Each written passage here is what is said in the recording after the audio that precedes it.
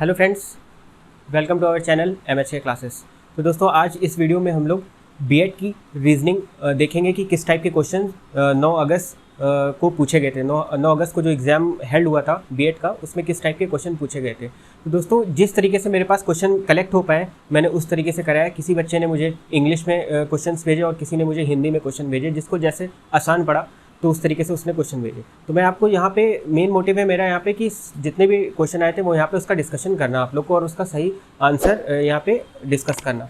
तो इसलिए दोस्तों मैं यहाँ पे क्वेश्चन मैंने लिख दिए। इस तरीके से मैं आपको रीजनिंग के मेरे पास जितने भी क्वेश्चन कलेक्ट हो पाए मैं आज वहाँ पे यहाँ पे सब कुछ आपको कराने वाला हूँ, सारे क्वेश्चन यहाँ पे सॉल्व करवाने वाला हूँ। तो आप लोग चेक कर लीजिएगा, अगर आप लोग जो भी आंसर लगा के आए होंगे आप लोग को अच्छे से याद होगा तो आप लोग यहाँ पे मैच कर सकते हैं कि आपका कितना सही और कितना गलत है। तो दोस्तों चलिए स्टार्ट करते हैं। इससे पहले मैंने जीके की क्वेश्चंस की एक वीडियो बनाई थी। अगर वो आपने नहीं देखी है तो जाके मेरे चैनल पे विजिट करके देख लिएगा, और अगर विजिट नहीं करना चाहते तो मैंने यहाँ पे आई बटन दे दिया है, ठीक है। इस आई बटन पे क्लिक करके आप डायरेक्टली उस वीडियो तक पहुँच सकते हैं। तो चलिए दोस्तों हम लोग स्टार्ट करते हैं। क्वेश्चन रीजनिंग के किस टाइप के क्वेश्चन आए थे। तो दोस्तों यहाँ पे पहला क्वेश्चन जो मुझे मिला था, भेजा था यहाँ पे, तो ये था कि इस तरीके से आता है फाइंड ऑड वन आउट। तो इसमें पूछ रहा है कि कौन सा ऑड है, ठीक है। इन चार ऑप्शन में से कौन सा एक विकल्प ऑड है, ठीक है। तो हमें बताना है। अब यहाँ पे हमें अपना कॉमन सेंस इस्तेमाल करना है और यहाँ पे देखना है कि किस तरीके से हम एक को ऑड कर सकते हैं। तो हम यहाँ पे जब देखेंगे कि चीज़, बटर, कर्ड और मिल्क, ठीक, तो यहाँ पे दोस्तों आप लोग क्या लगाते हैं, आप लोग कमेंट बॉक्स में कमेंट करके बताइए कि अगर आप लोग इसका आंसर लगा के आए तो क्या लगा के आए, ठीक। तो यहाँ पे जो इसका करेक्ट आंसर होगा यहाँ पे होगा डी, मिल्क होगा। क्यों होगा मिल्क? क्योंकि जो चीज़ है, बटर है, कर्ड है, ठीक, इनको ये जो है मिल्क की प्रोसेसिंग कर मिल्क से ही इनको बनाया जाता है, ठीक है। मिल्क का एक प्रोडक्ट है ये, ठीक, कर्ड, बटर और चीज़। और ये जो मिल्क है ये as it is natural form में ही पाया जाता है, ठीक है। इसको बनाया नहीं जाता मिल्क को, ठीक है। वो बात अलग है कि इतना ज़्यादा एडल्ट्रेशन हो गया है कि अब तो लोग पाउडर से भी मिल्क बना लेते हैं, ठीक है। तो लेकिन यहाँ पे जो एक्चुअल है तो यहाँ पे वो यही है कि चीज़, बटर और कर्ड है जो ये मैन मेड है, और ये मिल्क है ये क्या है, नेचुरली हमें ऐसी मिल्क के ही फॉर्म में मिलता है। तो दोस्तों जो नेक्स्ट क्वेश्चन है हमारा वो है कि इसमें भी हमें बताना है कि जैसे parrot is related to fly, ठीक है, कि यहाँ पे बता रहे हैं कि जिस तरीके से पैरेट उड़ता है, ठीक, उसी तरीके से कौन सा इनमें से कौन सा ऑप्शन है जो क्रॉल करता है, ठीक। तो इस तरीके से हमें बताना है। तो हम यहाँ पे देखते हैं क्या स्पैरो क्रॉल करता है। क्रॉल मतलब होता है रेंगना, ठीक है। तो यहाँ पे क्या स्पैरो रेंगता है? क्या गौरैया जो चिड़िया है क्या वो रेंगती है? नहीं, बिल्कुल नहीं, वो उड़ती है वो भी, ठीक है। तो इस तरीके से ये एलिमिनेट हो गया। और उसके बाद फ्रॉग देखेंगे। फ्रॉग जो होता है वो जंप करता है और स्विम करता है, ठीक है। तो फ्रॉग है तो यहाँ पे तो क्रॉल ऑप्शन पूछा है तो इसलिए ये फ्रॉग भी हट गया, क्योंकि हमें पता है वो जंप या स्विम करता है, ठीक। और फिश है जो वो स्विम करती है, क्रॉल कर नहीं सकती है, तो ये भी ऑप्शन हट गया। बचा क्या? क्रोकोडाइल। तो ये क्रोकोडाइल यहाँ पे एकदम मैच कर जाएगा, फिट हो जाएगा, ठीक है। तो इस ऑप्शन के लिए तो करेक्ट ऑप्शन क्या है? क्रोकोडाइल। क्रोकोडाइल है वो जो रेंगता है, ठीक। नेक्स्ट क्वेश्चन है 3 क्वेश्चन, जो कि कह रहा है कि इसमें भी हमें रिलेशन ही इस्टेब्लिश करके आंसर लगाना है। जिस तरीके से यहाँ पे पाखंड को रिलेट कर दिया ईमानदारी से, कैसे? तो यहाँ पे अगर देखा जाए तो पाखंड और ईमानदारी दो अलग अलग चीज़ें, दो अपोजिट है देखा जाए तो। यहाँ पे पाखंड का यहाँ पे क्या दे दिया? एंटोनिम दे दिया, एक उल्टा, ठीक है। सिनोनिम मतलब सेम होता है, तो यहाँ पे उल्टा दे दिया है, इसका अपोजिट दे दिया पाखंड का ईमानदारी। तो इस तरीके से हमें यहाँ पे ऑप्शन 4 देखने हैं और इसमें से हमें इसी तरीके का जो ऑप्शन दिखे अपोजिट वो हमें मार्क करना है, वही हमारा आंसर होगा। तो अगर देखा जाए साहित्य दर्शन, क्या ये अपोजिट है? बिल्कुल अपोजिट नहीं है, ठीक है। तो ये ऑप्शन नहीं हो सकता। हेकड़ और कुटचाट, ठीक है। तो हेकड़ा एक तरीके से क्या, जैसे कि जो नोटोरियस लोग होते हैं, ठीक है, जो बहुत तेज तर्रार लोग होते हैं, हेकड़ी दिखाते हैं, तो उनके लिए हेकड़। और कुटचाट भी जो क्या मारपीट करते हैं, तो कुटचाट लोग होते हैं, ठीक है वो। तो ये भी ऑप्शन नहीं हो सकता। और ये सी है कभी कभी और प्रायः, ठीक, ये हो सकता है, ठीक है। लेकिन अब हम नेक्स्ट ऑप्शन भी देखेंगे, वध और सहानुभूति, ठीक है। वध मतलब मर्डर कर देना, उसके बाद सहानुभूति मतलब सिंपैथी दिखाना, ठीक। तो ये दो क्या है? अलग अलग चीज़ें हैं, और ये भी है। लेकिन जो करेक्ट है ऑप्शन इसमें, वो अप्रोप्रिएट जो बेस्ट है वो कौन है? डी है, वध और सहानुभूति। तो ये इसका करेक्ट ऑप्शन है। नेक्स्ट क्वेश्चन है 4, Hitler is related to Germany, ठीक है। सेम वे में इन 4 ऑप्शन में से किन दोनों में सही रिलेशन है? यहाँ पे सही विकल्प हमें पता लगाना है। तो यहाँ पे हम देखेंगे शेक्सपियर, देखेंगे इंग्लैंड का बंदा था, बिल्कुल शेक्सपियर इंग्लैंड का बंदा था, बिल्कुल सही है। तुलसीदास हमारे इंडिया के थे, ये भी बिल्कुल सही है। अगर हम यहाँ पे देख रहे हैं कि क्या वो अपनी जगह से रिलेट है, तो बिल्कुल चारों ऑप्शन सही हैं भाई। मुसोलिनी थे जो वो इटली के थे, बिल्कुल सही है, और जो चिनुआ ओकेव थे वो नाइजीरिया के थे, बिल्कुल सही।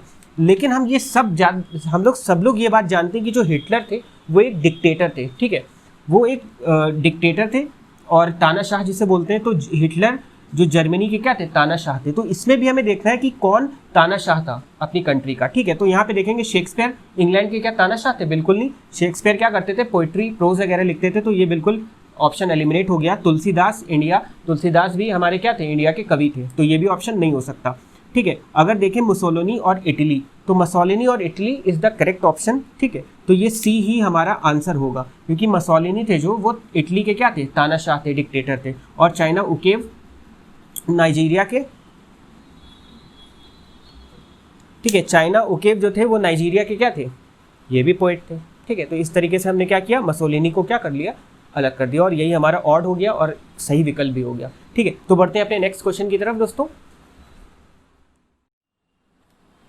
तो दोस्तों नेक्स्ट क्वेश्चन हमारा ये है कि 2, 10, 45, 231 और 1393, तो यहाँ पे हमें कैसे अप्रोच करनी है, देख के हम यहाँ पे कैसे सॉल्व करेंगे रीजनिंग को। तो हमें यहाँ पे देख के अगर हम सॉल्व करेंगे तो क्या होगा, 2 3 6 हो जाएगा, और प्लस कितना होगा 4, तो यहाँ पे कितना हो जाएगा 10।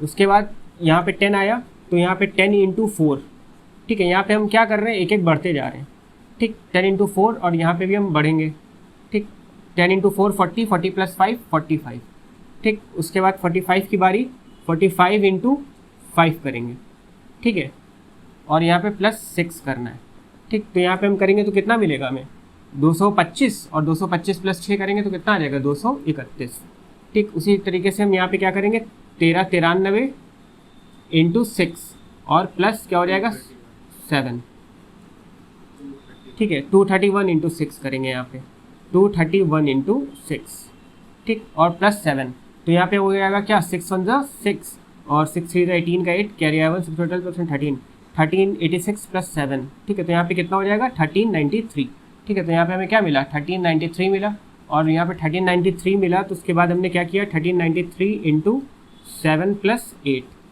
ठीक।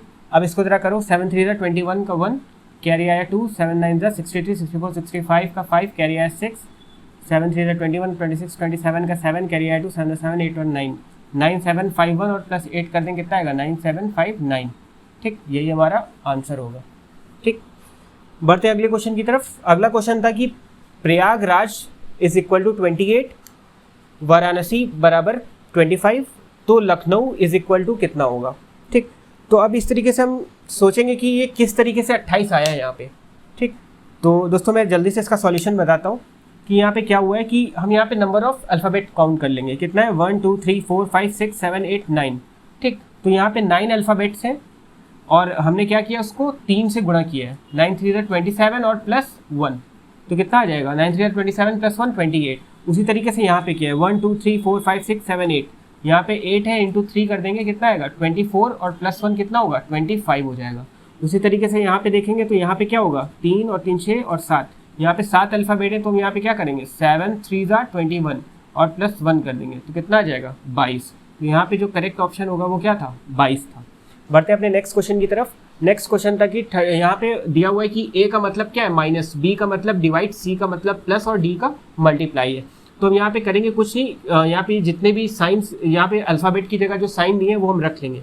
तो यहाँ पे क्या है 30, B का मतलब है डिवाइडेड बाई, और इसका मतलब है 5, ठीक। A का मतलब है क्या, माइनस, और 22 है इसके बाद C, 23 C का मतलब है प्लस, और 40 है इसके बाद 40 × 10, ठीक है। तो यहाँ पे ये हमें मिलेगा। अब यहाँ पे हम बॉडमास लगाएंगे, ठीक है, ब्रैकेट ऑफ डिवाइड, सबसे पहले डिवाइड करते हैं, तो ये डिवाइड करेंगे तो यहाँ पे हमें कितना मिलेगा 6, 5 6 30, और यहाँ पे क्या है -22, और उसके बाद क्या करते हैं, डिवाइड के बाद मल्टीप्लाई, मल्टीप्लाई करेंगे कितना मिलेगा 400, ठीक। फिर हम क्या करते हैं, ऐड करते हैं, तो हम 6 और 400 को ऐड करेंगे कितना मिलेगा 406। उसके बाद फिर लास्ट में क्या करते हैं, सब्ट्रैक्ट, तो हम यहाँ पे सब्ट्रैक्ट कर देंगे 22, तो यहाँ से हमें आंसर कितना मिल जाएगा 384 मिल जाएगा, ठीक। यही हमारा क्या होगा, सही जवाब होगा, ठीक। बढ़ते हैं अपने नेक्स्ट क्वेश्चन की तरफ।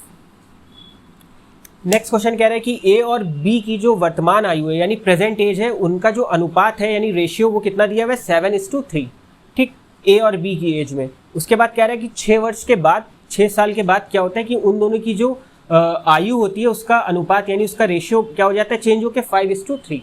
तो कह रहा है कि बताओ उनकी जो प्रेजेंट एज है उनका डिफरेंस कितना है। ठीक है, प्रेजेंट एज पूछे या 6 साल बाद पूछे या 100 साल बाद पूछे, एज में जो डिफरेंस होता है वो हमेशा एक जैसा ही रहता है।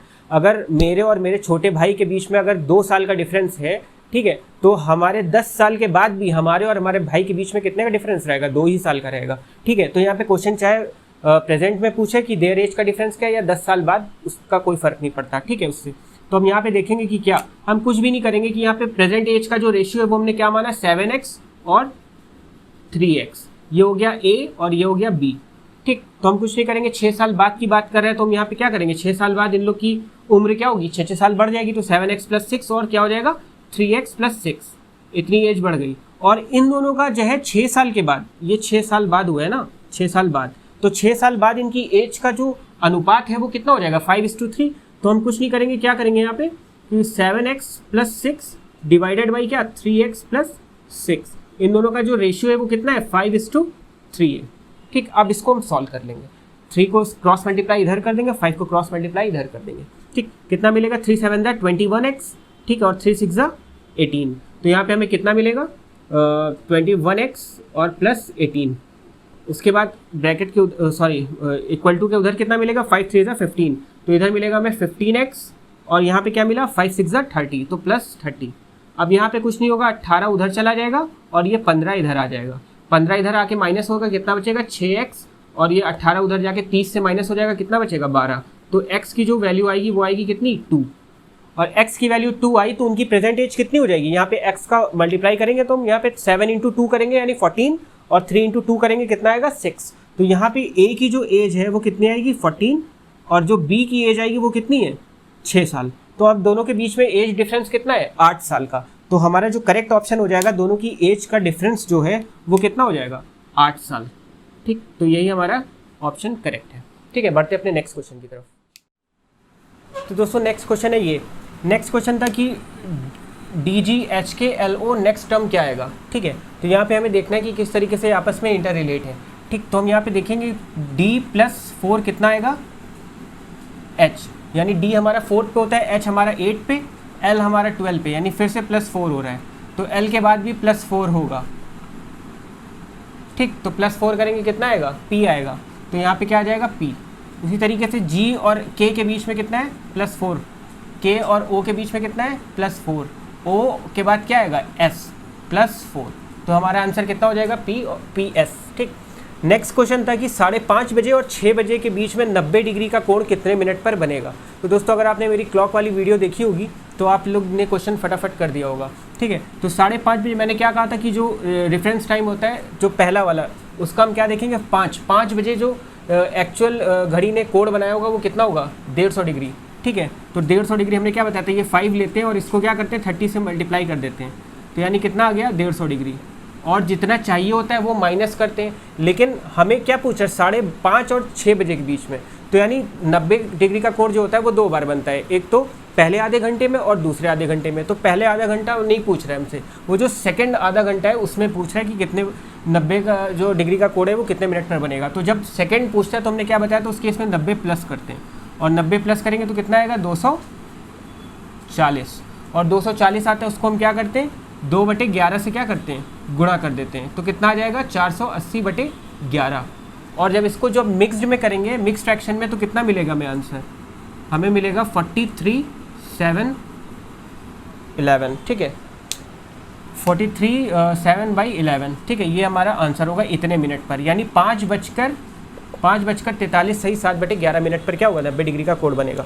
बढ़ते हैं नेक्स्ट क्वेश्चन की तरफ। नेक्स्ट क्वेश्चन है कि अगर रेल को बस क्या कहा जाता है, ठीक है, बस को ट्रैक्टर कहा जाता है, और ट्रैक्टर को स्कूटर बोला जाता है, और स्कूटर को साइकिल, और साइकिल को जीप बोला जाता है, तो बताओ कि खेत जोतने के लिए किसकी ज़रूरत पड़ेगी। ठीक है, अब ऐसे क्वेश्चन में हमें कुछ भी नहीं करना होता है, बस हमें ये देखना है कि क्या पूछा खेत जोतने के लिए, तो खेत को जोतने के लिए किसकी ज़रूरत पड़ती है, किसकी पड़ती है ट्रैक्टर की ना, इसमें से किसको ट्रैक्टर की पड़ती है। तो बस हम ये देखेंगे ट्रैक्टर को क्या बोला जा रहा है, वही आंसर होगा हमें। ठीक है, तो ट्रैक्टर को क्या बोला गया स्कूटर, तो इस क्वेश्चन के अकॉर्डिंग पूछ रहा है कि खेत जोतने के लिए हमें किसकी ज़रूरत पड़ेगी, तो हमें स्कूटर की ज़रूरत पड़ेगी, तो इसका जो आंसर हो जाएगा वो कितना हो जाएगा स्कूटर हो जाएगा।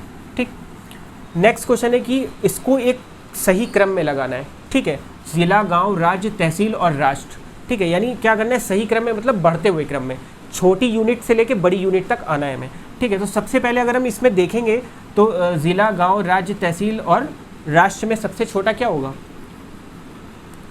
क्या होगा सबसे छोटा, हाँ गांव। ठीक है, तो कितना हो जाएगा, गांव सबसे छोटा होगा, तो 2 और 2 तो यहाँ पे सबसे, इसमें भी आ रहा है, इस ऑप्शन में भी आ रहा है, और यहाँ पे 4 तहसील सबसे छोटा हो नहीं सकता, इसलिए यह ऑप्शन हमारा एलिमिनेट हो गया। ठीक है, यानी इन तीनों में से हो सकता है, गांव तो है, गांव के बाद क्या आता है, गांव के बाद आता है जिला। ठीक है, नहीं, गांव के बाद आएगा क्या, तहसील आएगी। ठीक है, गांव के बाद क्या आएगा, तहसील आएगी, तो 2 के बाद 4, तो यहाँ पे 2 के बाद 1 है, तो ये हो नहीं सकता, ये ऑप्शन एलिमिनेट हो गया। 2 के बाद 4, 2 के बाद 4, इसमें भी अब यहाँ पे देखना है 1, यानी तहसील के बाद क्या आएगा, जिला आएगा। ठीक है, तो यहाँ पे ज़िले पे आ गए हम, तो यहाँ पे भी ऑप्शन 1 है, यहाँ पे भी ऑप्शन 1 है। अब यहाँ पे हमें डिसाइड हो जाएगा कि ऑप्शन ए होगा या बी होगा। अब 3 क्या है, राज्य, क्या ज़िला के बाद राज्य आता है, ठीक है, तो ज़िला के बाद राज्य आता है, या यहाँ पे क्या दिया है, ज़िला के बाद राष्ट्र दे दिया है, तो राष्ट्र हो नहीं सकता, ज़िला के बाद राष्ट्र तो सबसे बड़ा है ना, राष्ट्र नेशन को बोलते हैं, तो ये नहीं हो सकता। तो करेक्ट ऑप्शन क्या है, 3, 5। तो सबसे पहले क्या हो जाएगा, गाँव। ठीक है, उसके बाद क्या हो जाएगा, तहसील, उसके बाद हो जाएगा ज़िला, फिर राज्य, फिर क्या होगा, राष्ट्र। तो करेक्ट ऑप्शन ए हो जाएगा। बढ़ते हैं नेक्स्ट क्वेश्चन की तरफ। नेक्स्ट क्वेश्चन है कि नेक्स्ट क्वेश्चन ये दिया हुआ था कि अगर आज बुधवार है यानी वेडनेसडे है, ठीक है, तो आने वाले संडे के 25 दिन बाद कौन सा दिन होगा। ठीक है, अगर आपने मेरी कैलेंडर की वीडियो देखी होगी तो आप क्वेश्चन बहुत तेज़ कर लिया होगा, और वैसे भी ऐसा कुछ है नहीं इसमें, अगर आपने नहीं भी देखी है तब भी कर लिया होगा। ठीक है, तो देखते हैं कि आज वेडनेसडे है, तो आज वेडनेसडे से हमें क्या मतलब भाई, तो कह रहा है कि आने वाले संडे के 25 दिन बाद कौन सा दिन है ना, तो संडे के 25 दिन बाद कौन सा दिन पूछा है ना, ये तो सिर्फ कन्फ्यूजन के लिए दिया है कि आप पढ़कर टाइम वेस्ट करो। ठीक है, तो संडे के 25 दिन बाद पूछा है, तो क्या हम क्या करेंगे कि हर 7 दिन पर संडे आएगा, इसका मतलब क्या करेंगे, हम 25 को 7 से डिवाइड करेंगे, यानी 3 हफ्ते निकल गए होंगे, यानी 21 तारीख जो होगी, यानी 21वां दिन जो होगा उस दिन क्या हो पड़ रहा होगा, संडे पड़ रहा होगा। ठीक है, और 21 के बाद जो 22वां दिन होगा, 23वां होगा, 24वां होगा और 25वां पूछा है हमसे।